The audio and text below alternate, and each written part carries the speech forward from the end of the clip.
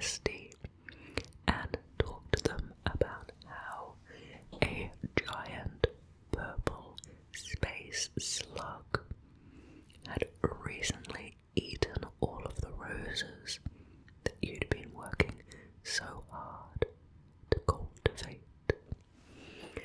So you call them up and have a lovely chat. How exactly does this work, considering they live light years away? I mean, if things can only travel at the speed of light, surely it would not be possible to talk. You'd be waiting for your message for far too long. Well, many intelligent people, much more intelligent than I, have given this thought, and today we'll be looking into the various proposed solutions and theories to this conundrum. We are learning about faster than light communication. So please make yourself as comfortable and calm as you can. I'm grateful you chose to spend this time relaxing with me. Before we begin, I'll quickly remind you that I do have a Patreon account where I upload all of my videos, and you can watch them without the YouTube advertisements, or you can support me however else you'd like, such as liking the video, subscribing, or sharing with a friend. Of course, none are mandatory, only at your comfort and discretion. Now, let's learn and relax together, my dear friend. Thank you for joining me. Faster than light communication, also called superluminal communication, is a hypothetical process in which information is conveyed at faster than light speeds. The current scientific consensus is that faster than light communication is not possible, and to date it has not been achieved in any experiment.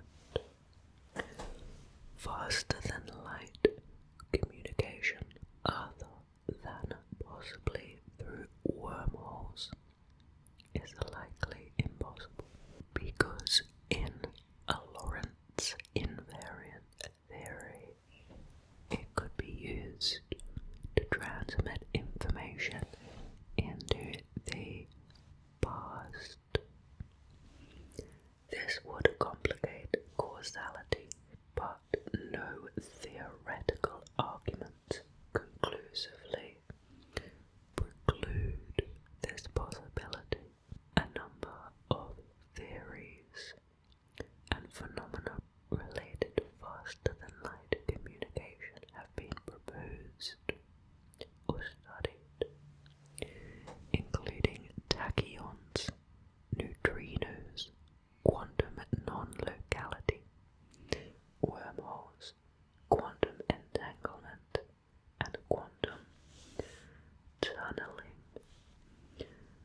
Now let's start by learning the proposed mechanisms. Now, have you ever heard of tachyons, my dear friend? Well, tachyonic particles are hypothetical particles that travel faster than light, which could conceivably allow for superluminal communication. Because such a particle would violate the known laws of physics, Many scientists reject the idea that they exist. By contrast, tachyonic fields, quantum fields with imaginary mass, do exist and exhibit superliminal group velocity under some circumstances.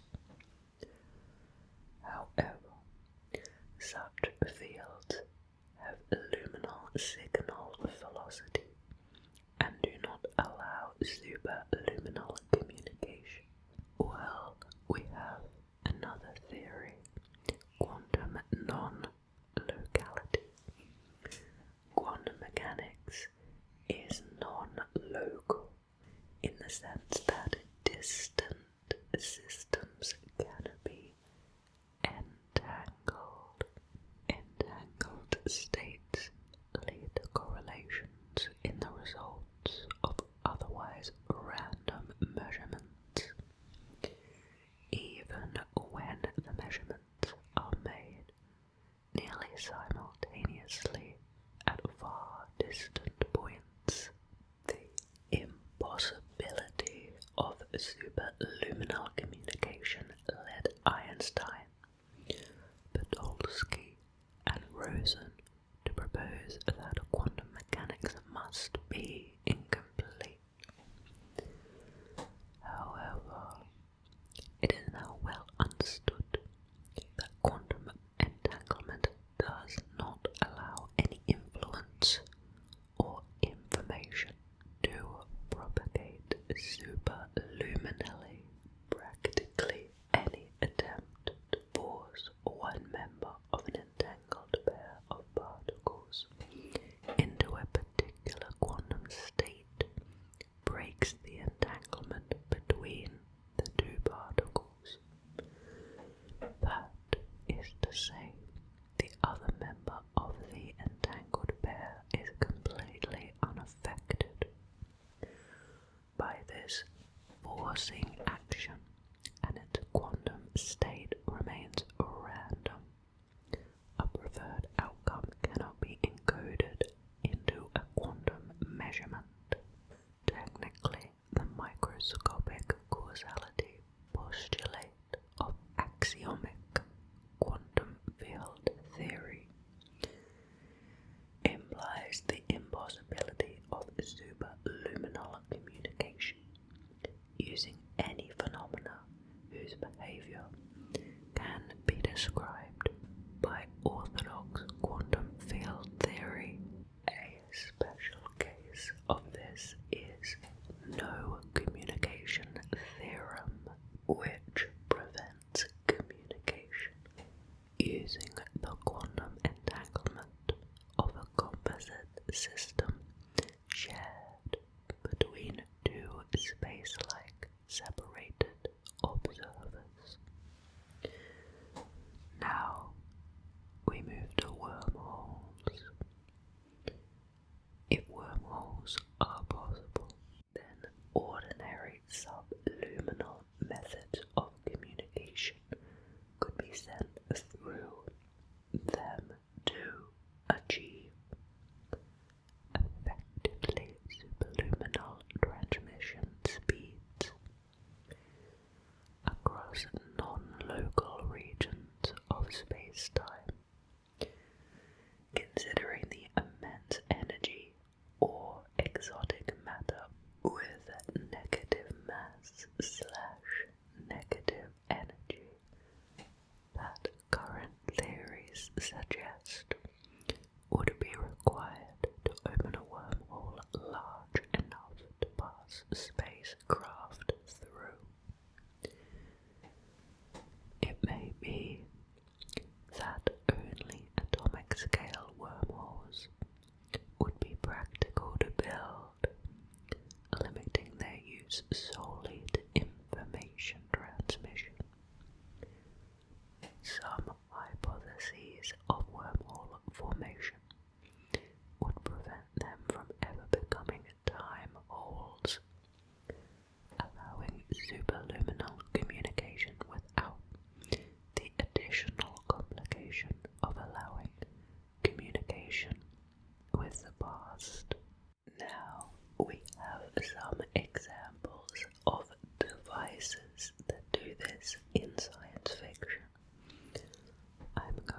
selectively choose intellectual properties that are popular, which you might have heard of. For example, in the Star Trek universe, subspace carries faster than light communication. Subspace radio, they call it, and also travel, known as the warp drive.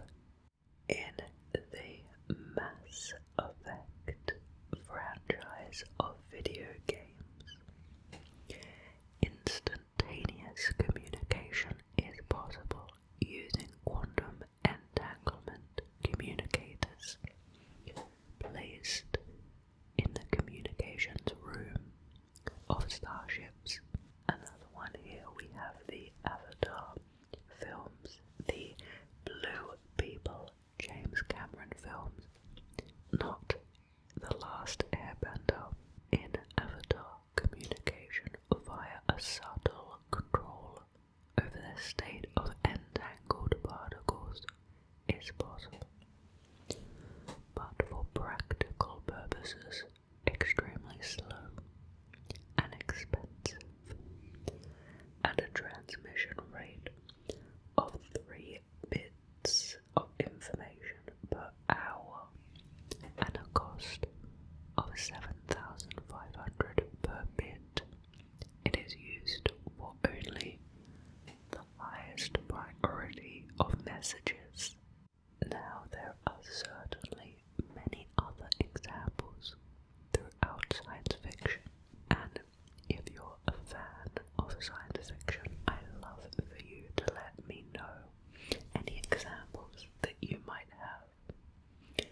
I'd also like to know what you think of the possibility of a universe in which we are spread out with great effort because of the non-existence of wormholes and the inability to travel at the speed of light.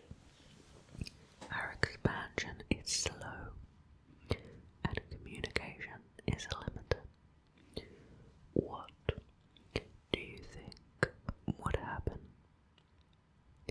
Well, a prediction I have is that we would separately evolve and over time lose contact, and over large periods of time not realize and recognize each other when we inevitably met again, if we ever did.